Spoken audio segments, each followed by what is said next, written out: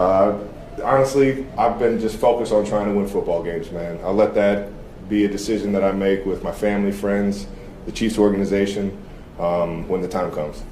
Santa's sleigh isn't the only thing making noise this Christmas. The Kelce-Swift universe is absolutely unhinged right now. First up, Travis Kelce's possible retirement turns the Chiefs' Christmas Day game into a full-on soap opera.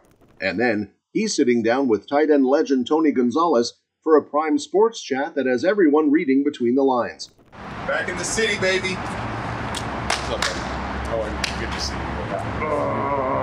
About it, huh? Next, Travis spills the funniest detail about Taylor Swift's favorite gift from him on the podcast. One of his favorite gifts that I got her was the bread slicer. Oh, nice. And then, insiders say he's planning a massive Christmas surprise getaway with luxury gifts that scream, "I love you and I also have receipts." And finally, Taylor's holiday live updates show she's out here donating like a billionaire elf while still being the most nervous fiancé in the suite. Fazendo seu último jogo da temporada em casa. Isso é uma certeza. Christmas Day in Kansas City was supposed to be one of those spicy AFC West showdowns. Chiefs versus Broncos, playoff vibes, bragging rights, the whole holiday package. Instead, the Chiefs already got kicked out of the postseason party, the team's rolling with a third-string quarterback like it's preseason, and the biggest storyline isn't even about the scoreboard. It's about Travis Kelce and the giant question mark hovering over his head like a cartoon thought bubble. Is this his last ride? All season, the retirement whispers have been louder than the stadium speakers. Kelce had already flirted with the idea last year after a brutal Super Bowl loss to the Eagles, and not exactly his most Kelce-ish season statistically. But he came back anyway, basically saying he felt like he owed it to the team to finish what he started, especially since this is the final year of his contract.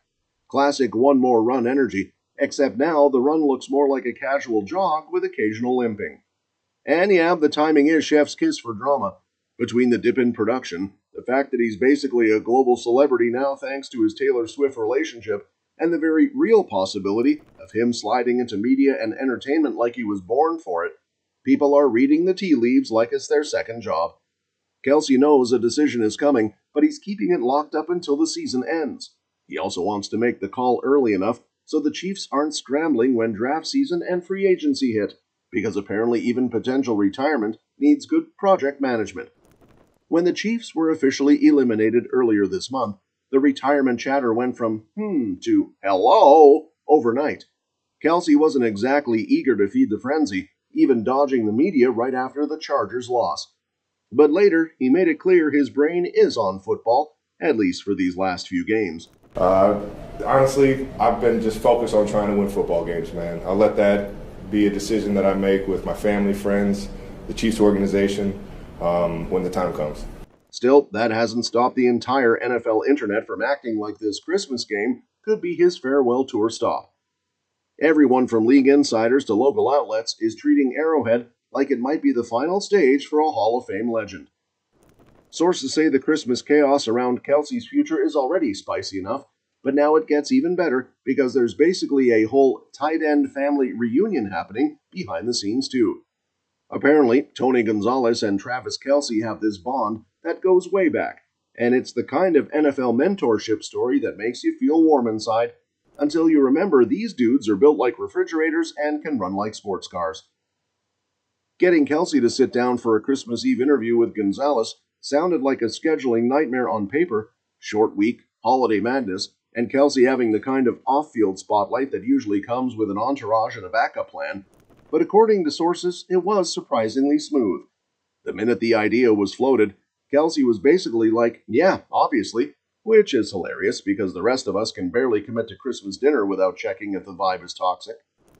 Back in the city, baby. What's up, buddy? Oh, good to see you. About it, huh?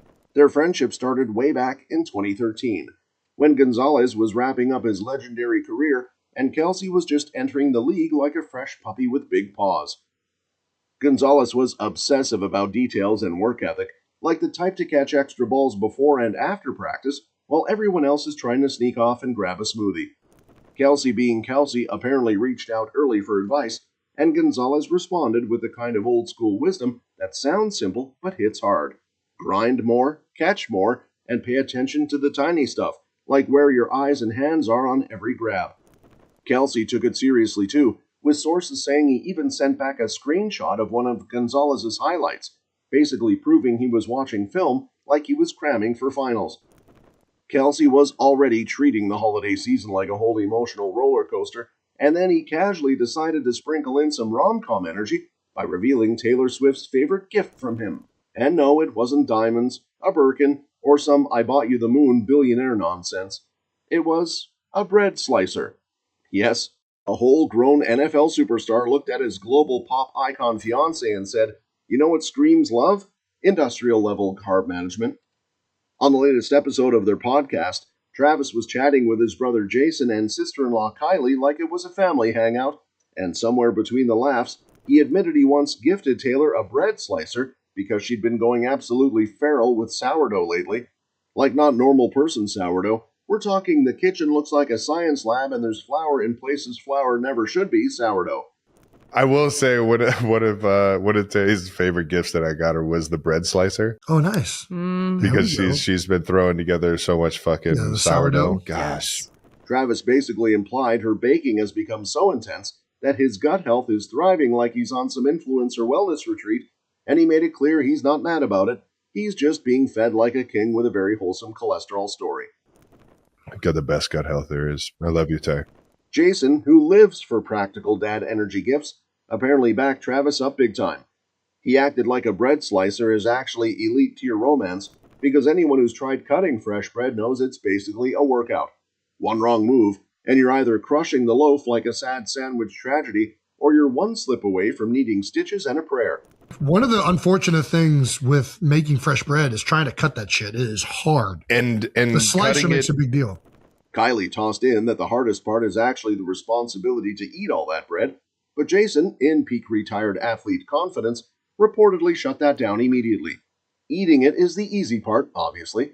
That man talks like someone who has never met a carb he didn't want to draft first overall. More importantly, the responsibility to eat it. What? Oh, no. That's the easy part. And now sources say Travis is switching from bread slicer boyfriend to Santa Claus with a black card real quick. Kelce has been plotting a Christmas surprise for Taylor like it's a 2-minute drill, except instead of touchdowns, he's aiming for jaw drops. He's been planning a whole ski vacation getaway and allegedly dropped close to $140,000 on luxury goodies. Yep, you heard that right. That's not gift giving, that's an economic stimulus package. The plan is a proper winter wonderland moment. Mountains, skiing, hot chocolate, cozy rooms, and that dreamy let's watch the snow fall while pretending we don't have jobs vibe. Basically a Hallmark movie, except everyone's famous and the outfits cost more than most people's rent for the year. Travis has been working on this surprise for weeks, carefully picking items from Taylor's favorite brands so she's fully dripped out for the trip. The alleged lineup reads like a fashion fairy tale: a Dior handbag, cashmere cardigans that probably feel like hugging a cloud, a Rolex watch, and enough Prada wardrobe pieces to make the closet say, "Thank you for your service." Taylor is apparently obsessed with winter, which honestly tracks. She gives Snowfall soundtrack energy like it's a full-time profession. And Travis? He's reportedly acting like a kid who can't wait to watch someone open presents, hoping a reaction is the kind that makes him feel like he just won the Super Bowl of romance. He's excited because this isn't just, here's a gift, it's, here's a whole aesthetic, babe. If Pinterest had a boyfriend, it would be Travis Kelce in this moment.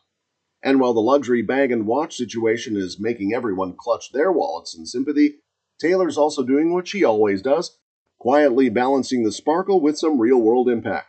She's donated $1 million to the American Heart Association, and insiders point to her family history as the reason it hit close to home, especially after her dad's heart surgery revealed multiple blockages. And now it turns out Taylor's basically running a holiday charity speedrun while also living through the most stressful Christmas Day football watch party imaginable. She's been dropping generous donations left and right this season, and one of the big ones goes to Music Cares, that Grammys-connected nonprofit that helps musicians and music workers with health and human services, aka the people who make the magic happen but don't always get the sparkle and spotlight. Music Cares was so hyped, they posted a thank you on Instagram with a friendship bracelet-style message, basically treating Taylor like the honorary CEO of We Protect the Family season. And honestly, that tracks because she's become the patron saint of I may be a pop icon, but I still remember the crew. Meanwhile, while she's funding safety nets for the music community, she's also doing the full anxious fiancé in the suite routine at Arrowhead. During the Chiefs vs. Broncos Christmas Day game, Taylor was spotted biting her nails like she was personally responsible for the final score. Forget breath work, she was doing straight-up manicure survival mode. And the tension wasn't even subtle either. She took a deep sigh as the Broncos pulled off a 2013 win, and Kelce looked pretty emotional afterward, which only cranked up the "is this the end" vibe swirling around him. Also, because Taylor never misses a chance to serve a look, even while stressed, she showed up in full festive mode, rocking a red bomber jacket with a black skirt and tights, red lip on point, and a Louis Vuitton bag that probably costs more than someone's entire winter wardrobe. And yes, she walked to her suite with her parents, Scott and Andrea, like it was a family Christmas outing, except the activity was watching a football game that had her chewing her nails down to the bone. That's all for this video, folks. We'll see you next time.